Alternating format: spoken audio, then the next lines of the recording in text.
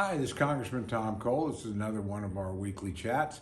Let me begin by quoting the President of the United States. Are you kidding me, man? The President submitted his budget this week, and frankly, are you kidding me, man, is the appropriate response. It is an outrageous budget. It raises taxes across the board on the average American. It cancels part of the Trump tax cuts. It's going to make American business uncompetitive.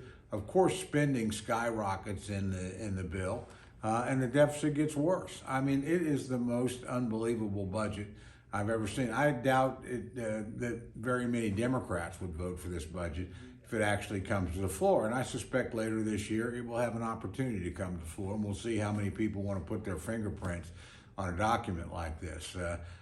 You're going to be hearing more discussion about this in the weeks ahead, but it is a classic tax and spend big deficit budget. The one area that it underfunds is defense, where once again the president for the third year in a row is offering us a inflation-adjusted cut in the defense budget of the United States at the very time that we have war in Europe, we have a saber rattling in China, and we're probably at a more dangerous point than we've been in decades in dealing with foreign adversaries. This is not a time to be timid about defense, but load up on domestic spending. It's exactly the reverse that should be being done. We should be reducing domestic spending or holding it even, and we should be, frankly, being very robust in defense. But we'll be having that debate going forward. Congress is getting some big things done.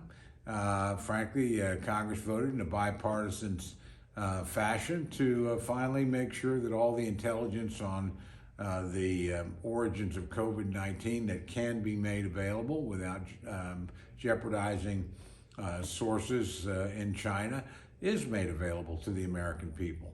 What we do know is increasingly, as people look at the evidence, our own government is coming to the conclusion that it likely was indeed a leak out of the Wuhan lab. And that's been something that Democrats and the president once said was a conspiracy theory and poo-pooed and discredited. But now the FBI believes it's come from the Wuhan lab, and frankly our own Energy Department, which looks into these things as well. There are some conflicting opinions, some other points of view, but it just makes sense. I mean, this is a lab that focused on coronavirus. We have credible evidence that a number of people that worked there got sick, and then the virus spread out from there. But we'll never know, or at least we don't know right now with certainty, because the Chinese won't cooperate. Frankly, my line to them would be, if you're not guilty, stop acting like you are. A full investigation by experts should have happened years ago, but the Chinese were slow to alert the world that this had happened. They manipulated the market on personal protective gear, so they got taken care of while the rest of the world was placed at risk. They allowed their citizens to travel from the area of infection into other countries like the United States, and certainly into European countries, when they wouldn't let them travel to their own capital in Beijing. They did everything they could to make the matter worse and to evade responsibility for what they've done. So, and the consequences are millions of people died, and frankly, hundreds of millions are now more at risk to this disease. And the first thing we need to know is with certainty exactly how it spread initially. That would help us prepare going forward. So I'm glad to see us finally get around. After Democrats used this as a cudgel to beat the last administration, now they're beginning to think, well, maybe the Chinese had more to do with this than we were prepared to admit during the last administration. There's also been some important legislation on crime, and this has been an interesting legislation. Under the Constitution, Congress really has the ultimate authority over the capital city of the United States, which of course is Washington, D.C. Over the years, we've ceded some home rule authority to the city council, to the mayor. We normally let them do their own business. But at the end of the day, if Congress says something is going to happen or not happen legally within the capital city, it has every right to do it. Recently, the Washington, D.C. City Council passed an outrageous revision of the criminal code for Washington, D.C. So bad that the mayor of Washington, D.C. actually vetoed it, and it eliminated mandatory sentencing, lowered sentencing on everything from carjacking to theft. It made it harder to put people in jail, easier for people to get out of jail. And they did that at a time when we have skyrocketing crime in D.C. As a matter of fact, the day this particular piece of legislation came up, because one of our members, Andrew Clyde from Georgia, offered legislation to revoke this, a Democratic congresswoman was actually assaulted in an elevator of the apartment where she lives near the Capitol. So this is a pretty touchy subject. Initially, the Biden administration said that they were violently opposed to any effort to eat away at home rule powers. We put it on the board. 31 Democrats actually voted with every single Republican to move it, and then we moved it to the United States Senate, fully expecting to pass it, but believing the president would ultimately veto it, since he had issued an official statement saying he was opposed. Instead, at the last minute, before the Senate vote, but after the House vote, the president announced he would sign it if it got there.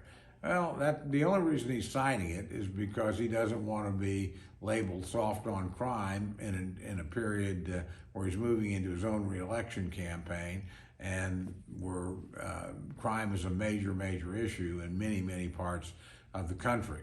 So it's a pretty cynical move politically, but I must say it has my Democratic colleagues in the House really mad, because enough of them voted against this to make sure that his veto could be sustained, 170 odd of them, and now they've got to defend what's really a very bad vote. In the United States Senate, Democratic members will be able to avoid that bad vote if they want to. So it's created quite a bit of ill will up here, and actually it does mean that one of the first important pieces of legislation the president will sign this year will actually be a crime bill that Republicans used to reverse a really bad decision by the D.C. City Council. Now, obviously, we can't do that anyplace else in the country. We don't have the right to decide what the laws are in New York or San Francisco or Oklahoma City or Dallas. That belongs to the people in those places. But in this case, the Constitution does give Congress the right to legislate on a local matter, that is within the confines of the District of Columbia. And I'm proud to say we did it, and we were successful at it.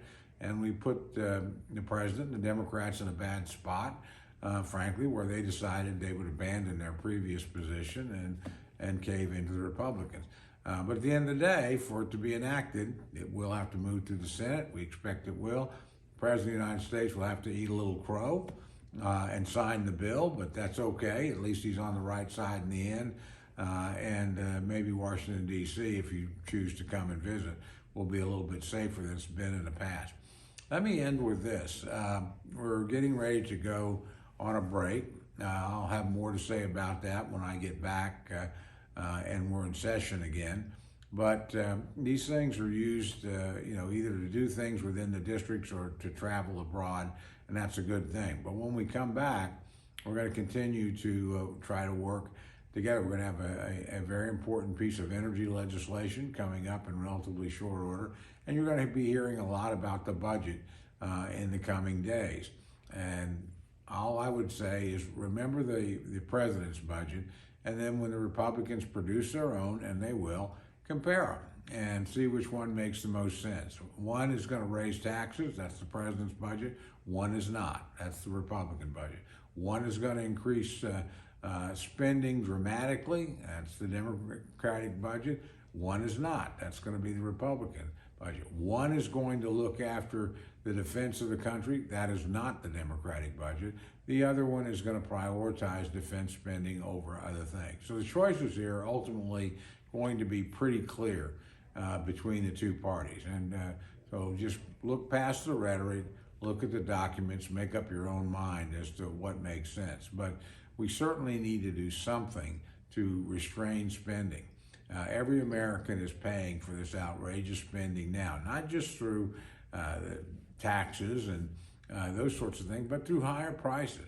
Excessive government spending is what kicked off the inflationary bout that we're having. It's why your food cost at home is higher, why your energy cost is higher, why everything you buy is more expensive. We simply put too much money, and I shouldn't say we, because the things that really exploded spending were all Democrat-only legislation. The American Rescue Plan and the Inflation Reduction Act, chief amongst them. There were a couple of other things that also increased spending beyond what we needed to do. And those things were, again, mostly or usually exclusively Democrat. So that's what the president's offering in his budget, again, is more spending and in this case, higher taxes as well. And the taxes, for what it's worth, won't cover the spending long term. So the deficit ultimately will just continue to get worse. With that, we're going to keep fighting and keep working hard to notch the victories where we can and make our case to the American people. So I look forward to visiting with you in the next week or two and talking about what happened over the break. Have a great day and look forward to visiting with you again soon.